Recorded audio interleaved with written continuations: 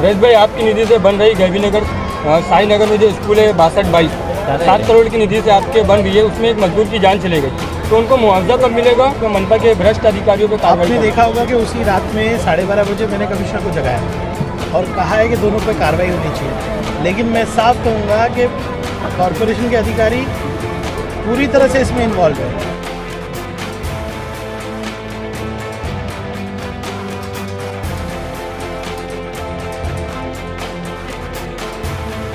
जी sir, जी sir. आज आमदार साहब के दौरा था और इसी बीच आज ही के दिन मतलब बच्चों को जो है ड्रेस बांटा गया, इस पर आप क्या कहेंगे? सर वो आप बच्चों से ही पूछ लेंगे, सलम एरिया के बच्चे रहते हैं और जो हिसाब से बच्चों को बोला गया, मेरे अपने नज़रिए से अगर मैं देखूं तो मेरा काम है टीचरों पे लगाम लगाना। जब टीचर सही से चलेंगे तो बच्चे सही से चलेंगे। यहाँ पर वीडियो भी सोशल मीडिया पे क्या होता है डिसिप्लिन? बोल बेटा। क्या बात है, जोरदार ताली से बजाइए।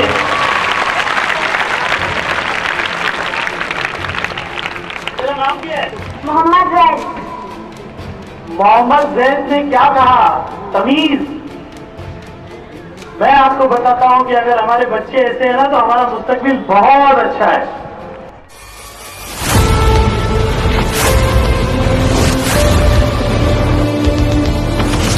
पूरा जरा बताइए कि क्या है, कितना फंड और कब तक रिनोवेशन का काम शुरू हो जाएगा?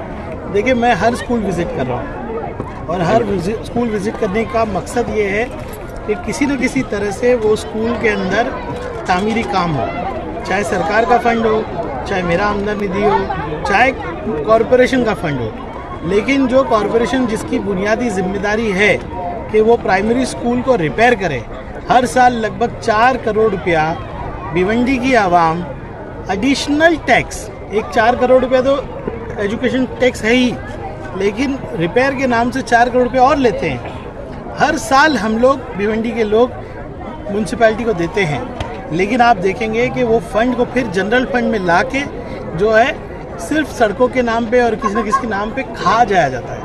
हमारी सबसे पहली मांग है कि भिवंडी के अंदर एजुकेशन का बजट अलग कर दिया जाए, यानी कि जो कॉरपोरेशन की जिम्मेदारी है तालीम की वो पूरी करे।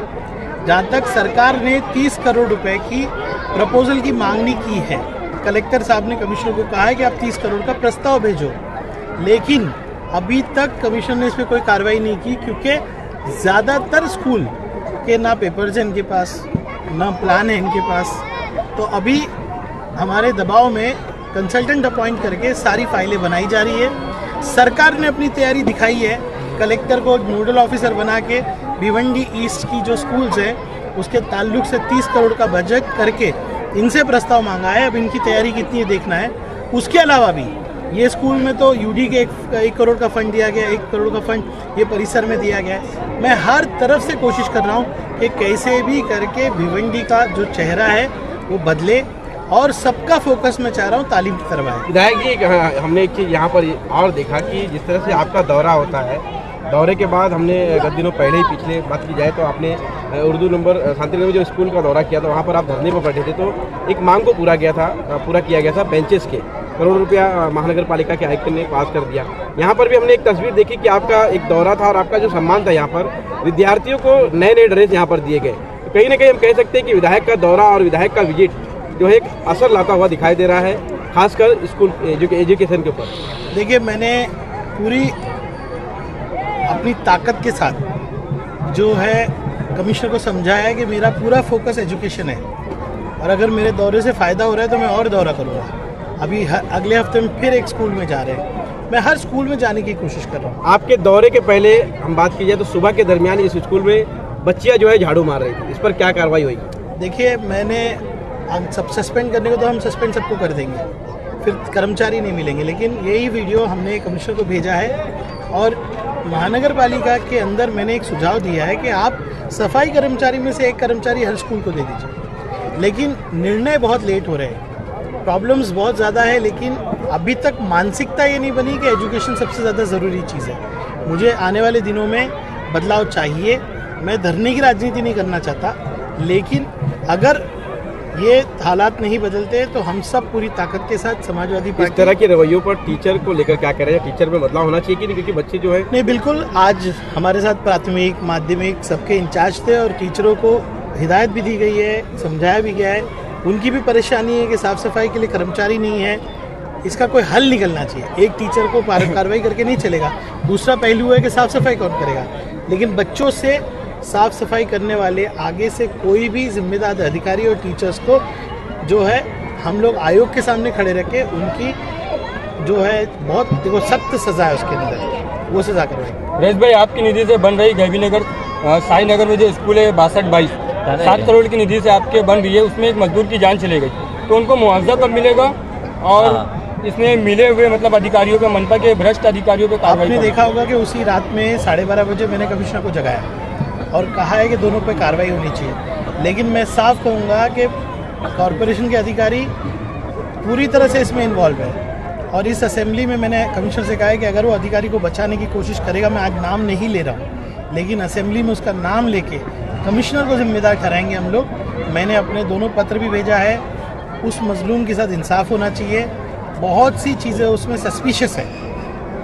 7 बजे का इंसिडेंट है, बिना टेंडर का हमें मालूम पड़ा है कि बिना टेंडर का गलत है। टेंडर जो कंटिन्यूस टेंडर है पूरे शहर का, उसी के तहत उसको डिमोलिश किया जा रहा था, वो बात नहीं है। लेकिन उसकी क्यों उसके साथ ये हादसा हुआ, आईजीएम में पहुंचने में 2.5 घंटा क्यों लगा, ये सारी बातें हमने अपने पत्र के द्वारा पुलिस कमिश्नर को भी और मनपा कमिश्नर को कहा है।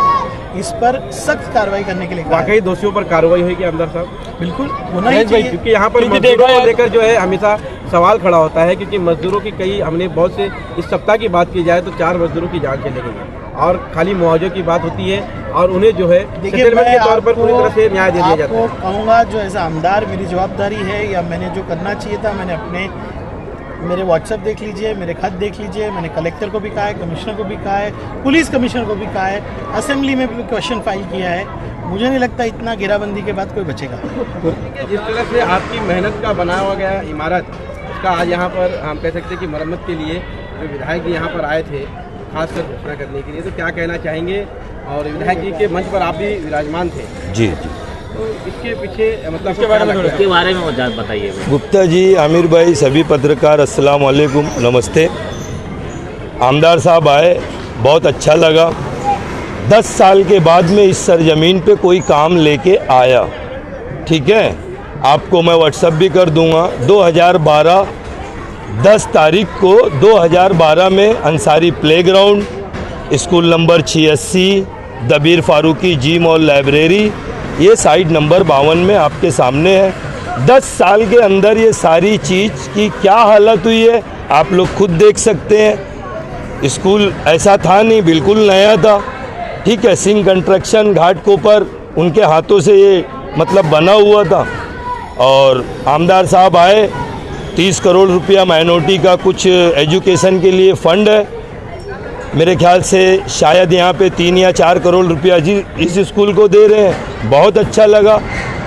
मैं एज इट इज़ कारपोरेटर रहते हुए एक टाइम लेडीज़ सीट थी, एक टाइम जेंट्स सीट थी। 10 साल में ये सारी चीज़ों को काम का अंजाम दिया था आवाम के लिए। 10 साल के अंदर ये सारी चीज़ ख़त्म हो गई आपके सामने। जैन भाई, जैसे कि आपने कहा कि 10 साल के भीतर ये सारी चीज़ें खत्म हो गई जी। जनता ने आपको चुनकर दिया था, नगर सेवक बनाया था, उसके बाद क्या आपकी एक्टिविटी खत्म हो गई थी? नहीं सर, आपकी मतलब एक्टिविटीज़ हमेशा रही है मालिक के रहमो करम से। फाइनल के इलेक्शंस आए, फाइनल के इलेक्शन कैसे होते हैं वो आपको भी पता है। मैं बाला कंपाउंड से 2002 से मुकम्मल जीतते चला आया हूँ। आज तक मैं बाला कंपाउंड से कभी हारा नहीं और ना इंशाल्लाह। आपने कहा कि 10 साल के भीतर ये जो स्कूल है, जो इमारत है, इसकी जर्जर हो चुकी है। जी, जर्जर का दिखाई दे रही है। तो सर एक नई स्कूल बनी हुई थी, अब उसको मेंटेन करके रखना था। अब मेंटेन किसको करना चाहिए, मैं नाम लेके विवाद नहीं पैदा करना चाहता। अब आप बार बार पूछ ही रहे हो तो मैं बता देता हूँ। यहाँ पे 2 लेडीज सीट शायद देखी जाती है ना, नमरा औरंगजेब और एक शबनम महबूब, ठीक है। तो अब वो लोग चुन के आए, अब मैं चलूँ उसके अंदर सियासत करूँ, अच्छा नहीं। आवाम देख रही है जो है, क्योंकि स्कूल में जो बच्चे आते हैं वो यही मोहल्ले के रहते हैं, आमपाड़ा, सैयद कंपाउंड, आसिफ कंपाउंड, बाला कंपाउंड। तो अब मैं उसमें आऊँ, खड़े हूँ। और आज के टाइम की जो राजनीति है, हमारे टाइम पे ऐसी राजनीति नहीं थी शायद, कि एक नाली के ऊपर खड़े हो जाओ, फोटो आ जाए। ये तो रोज़मर्रा का काम है ना। एक नगर सेवक जब अपने घर से लिख ले तो उसका काम ही है सफाई, ड्रेनेज, पानी, यही देखना रहता है। ये तो अल्लाह का एहसान था, वो जज्बा था कि खाड़ी और दलदल को भर के मैंने अंसारी प्लेग्राउंड और ये सारी चीज़ को रचाया। विधायक ने जो आज यहाँ पर कार्य किया उसको लेकर क्या कहना चाहिए? बहुत अच्छी चीज़ है। बोला तो गुप्ता जी कि 10 साल के बाद कोई पहली बार यहाँ फंड लेके आया है, मैं उनका वेलकम करता हूँ। आवाम का काम है और अच्छा काम हो। अल्लाह ज़िंदगी दिया, चुन के आऊँगा, उसी में मैं भी हाथ बटाऊँगा और अच्छा काम करूँगा। जी सर, जी सर।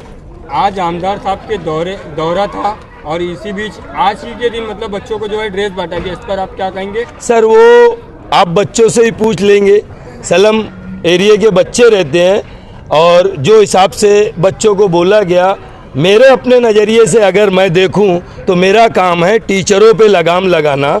जब टीचर सही से चलेंगे तो बच्चे सही से चलेंगे। यहाँ पर वीडियो भी सोशल मीडिया पे झाड़ू भी लगा रहे हैं। जी जी जी जी, यही स्कूल का, जी यही स्कूल का। उस पर आप क्या कहेंगे? बहुत शर्मनाक बात है। अब मैं तो किसी की पेमेंट और जॉब पे जाता नहीं। मेरे ख्याल से गवर्नमेंट स्कूल के जो भी टीचर्स रहते हैं 40,000 प्लस उनकी पगार रहती है, शायद लगा रहा हूँ क्योंकि मैं कभी देखा नहीं।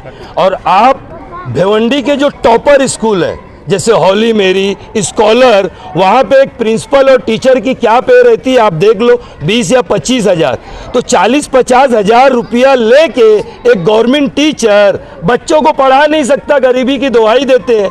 तब ये क्या चीज़ है? पत्रकार साहब, आमिर भाई, आप लोग बेहतर समझते हैं, आपका भी घर यहाँ है, उसको देखिए आप।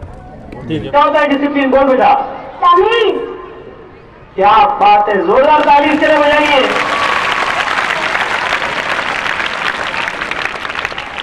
तेरा नाम क्या है? मोहम्मद जैद। मोहम्मद जैद ने क्या कहा? तमीज।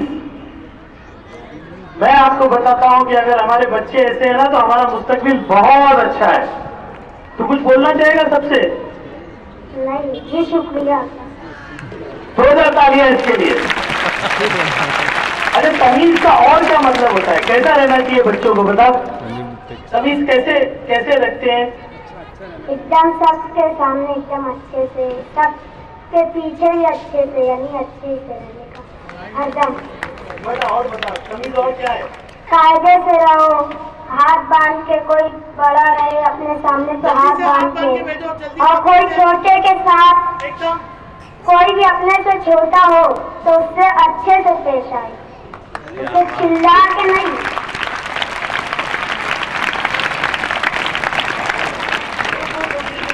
और बड़ों से मुंह ना चलाए। जैसे हमारे घर में हमारी मम्मी को अम्मा, ए अम्मा, ओ अम्मा ऐसे करते हैं।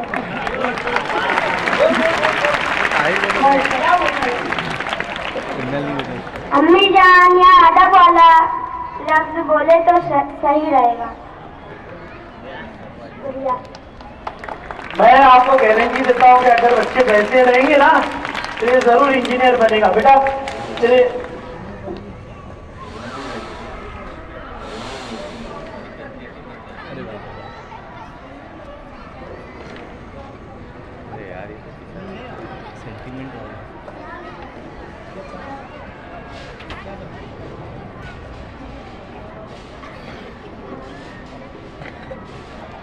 मैं इससे पूछ रहा हूँ कि तू क्या बनना चाहता है? तो देखो सुनो, क्या बनना चाहता है?